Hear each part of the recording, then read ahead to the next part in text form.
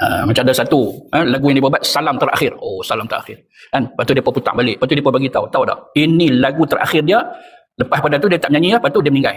Oh, macam dia tahu dia nak mati. Tu kan, sembang-sembang manusia kan. Dia buat satu lagu dia salam terakhir. Rupanya uish. Jadi main salam-salam ni hati-hatilah kan. Jangan duk lawak-lawak. Tiba-tiba terkeluar macam tu. Biasa tak bunyi macam ni. Ni, rasa macam tak jumpa hang dah. Oh. Kalau macam tu pegang tangan dia pergi belanja dia 3-4 biji kan. Roti John. Kata roti canai biasa dah. Apa ada roti canai tak mau. Roti ni bagi kita roti John kan. Pasal apa? Pasal dia kata rasa macam tak jumpa hang dah. Esok jumpa pula. Minta balik. Minta balik duit aku menyesal aku belanja hari.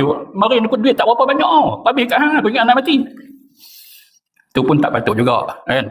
Tiba-tiba dia nak sebut macam tu rupanya kan nak mati kan. Itu tak ada masalah apa. Tapi sekiranya antekilan semua hidup kalau sekiranya tak nampak tak ada dah